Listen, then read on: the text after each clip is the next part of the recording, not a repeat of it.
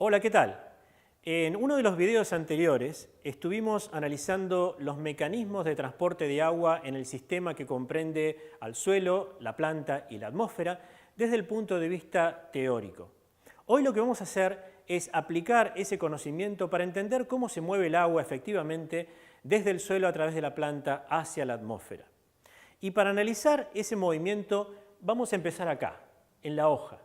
Esta es una hoja de una monocotiledonia, en donde podemos distinguir la cara abaxial con la epidermis abaxial, la epidermis adaxial. Acá podemos ver un estoma, otro estoma por acá, los tejidos de conducción, las células del mesófilo. Y acá vemos un espacio en blanco que efectivamente es un lugar no ocupado por células del mesófilo ni células de otro tipo.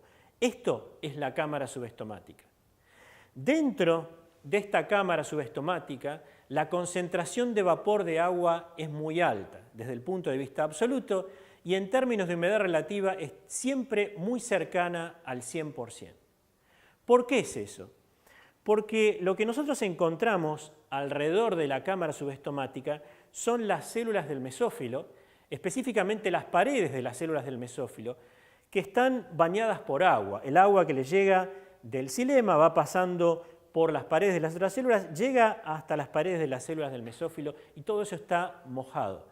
De manera tal que, dado que el volumen de la cámara subestomática es pequeño en relación a la superficie de las paredes que la están rodeando, la evaporación de agua siempre permite que la humedad en la cámara subestomática esté cercana al 100%.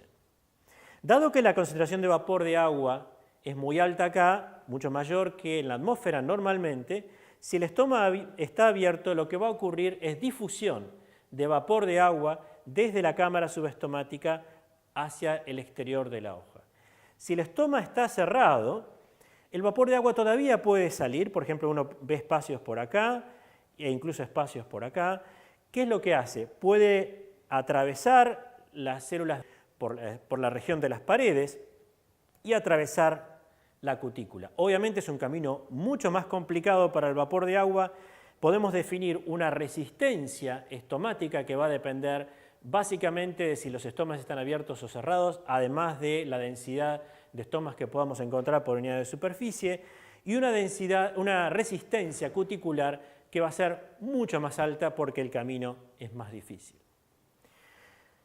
Una vez que el vapor de agua sale de la hoja, se encuentra con lo que llamamos la capa límite, hacia un lado y hacia el otro de la hoja. ¿Qué es la capa límite? Es una masa de aire que se mueve de manera paralela a la superficie de la hoja. Como se mueve de manera paralela, y a nosotros nos interesa la salida del vapor de agua hacia el cuerpo de la atmósfera, este movimiento no está contribuyendo a que el vapor de agua se aleje. El vapor de agua se sigue moviendo hacia el cuerpo de la atmósfera por difusión. Por lo tanto, sigue siendo un movimiento relativamente lento. Una vez que sale de la capa límite, ya el movimiento es por mezclado turbulento. El viento lo que va a hacer es generar turbulencia que reduzca el espesor de la capa límite, favoreciendo de esa manera el movimiento de vapor de agua hacia el cuerpo de la atmósfera y la tasa de la transpiración. Muy bien, eso es lo que respecta a la salida del vapor de agua de acá hacia la atmósfera. Una vez que eso ha ocurrido, se ha perdido vapor de agua de la cámara subestomática. ¿Por qué decimos que sigue siendo muy cercano al 100% a la humedad relativa? Porque inmediatamente se evapora agua de la que está bañando a las paredes de la célula del mesófilo, se evapora hacia el interior de la cámara subestomática.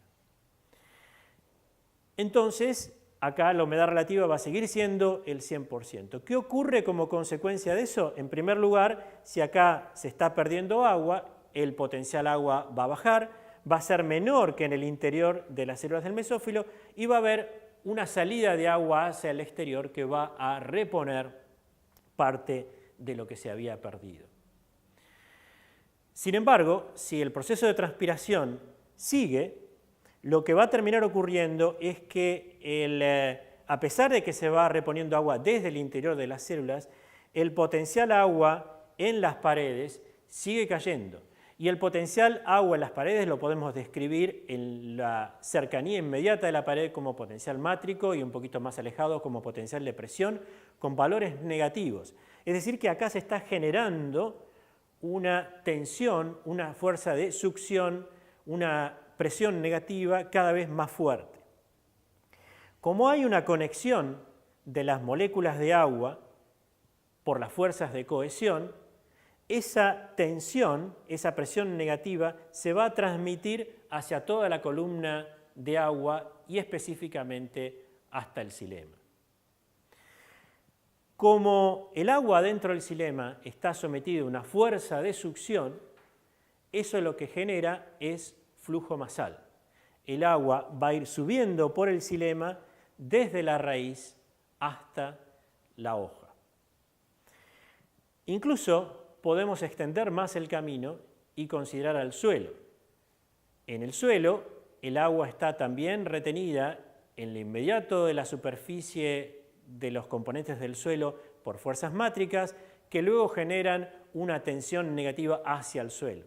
Si la tensión hacia la planta es mayor que la tensión hacia el suelo, eso da como resultado que el agua se mueva hacia la planta. Acá podemos ver el corte transversal de una raíz, en donde se pueden observar los tubos correspondientes al xilema. Como ustedes pueden ver, la superficie que queda abierta para el transporte de agua es grande, porque por allí va a ocurrir el flujo masal y, como ustedes saben, el flujo masal depende del diámetro de los tubos por donde tenga que pasar. Esto evolutivamente ha dado origen a la presencia de muchos tubos, de manera tal que aumente mucho la superficie de transporte y haga eficiente la posibilidad de llegada de agua desde las raíces hacia los tejidos de la parte aérea. Como ustedes pueden ver, hay árboles realmente muy altos. ¿Cómo hace el agua para llegar desde el suelo hasta acá arriba? Bueno, básicamente lo que tiene que ocurrir, el flujo masal tiene que ser suficiente como para, a través del xilema, llegar hasta la copa del árbol. Para eso, la tensión que se tiene que generar, la fuerza de succión o presión negativa, debe ser suficientemente alta como para poder levantar toda esta columna de agua que evidentemente tiene un peso muy grande. Recordemos que dentro de la planta podemos definir dos espacios, el simplasto y el apoplasto. El simplasto es todo el contenido hacia el interior de la membrana plasmática. Todo lo que está dentro de la planta, pero por fuera de la membrana plasmática, es lo que llamamos el apoplasto. Ahí vamos a encontrar las paredes, aire, por ejemplo, en la cámara subestomática con vapor de agua, agua directamente en el xilema. Todo el movimiento de agua que les conté hasta ahora, básicamente, o casi todo, es por el apoplasto. En cualquier parte del sistema, el agua puede cruzar, en la medida que aparezcan diferencias de potencial agua, puede cruzar del apoplasto hacia el interior de una célula, de manera tal de pasar al simplasto. Así como en las células del mesófilo de la hoja estaba pasando del simplasto hacia el apoplasto en la cámara subestomática a favor de un gradiente de potencial agua. Hay un lugar en la raíz en donde la continuidad del apoplasto se ve interrumpida. Y recuerden que el flujo masal requiere de un diámetro grande para poder manifestarse. Entonces, ¿qué es lo que ocurre? Si el apoplasto se interrumpe, no hay un diámetro suficiente para flujo masal. ¿Dónde es eso? Es en los lugares donde está desarrollada, diferenciada la endodermis, que vemos representada en este esquema. La endodermis es una fila de células que se caracteriza por tener lo que se llaman las bandas de Caspari, que rodean a la célula, de manera tal que el agua que va entrando por la raíz, en un momento se encuentra con la endodermis, con las bandas de Caspari, y ya no puede seguir por flujo masal por el apoplasto. ¿Qué es lo que necesariamente tiene que hacer en ese caso? Lo que tiene que hacer en este movimiento es atravesar la membrana por una diferencia de potencial en la entrada y salir de la endodermis nuevamente atravesando la membrana por una diferencia de potencial. Esas diferencias de potencial agua efectivamente se generan. ¿Por qué? Porque en esta zona del apoplasto recordemos que el agua se está moviendo hacia las hojas por flujo masal, de manera tal que la salida de agua de acá está haciendo que el agua que quede sea la que está retenida en los poros más chicos. En los poros más chicos las fuerzas mátricas van a ser más grandes y por lo tanto el potencial agua acá se está cayendo. Eso genera una diferencia de potencial agua con el interior que favorece la salida.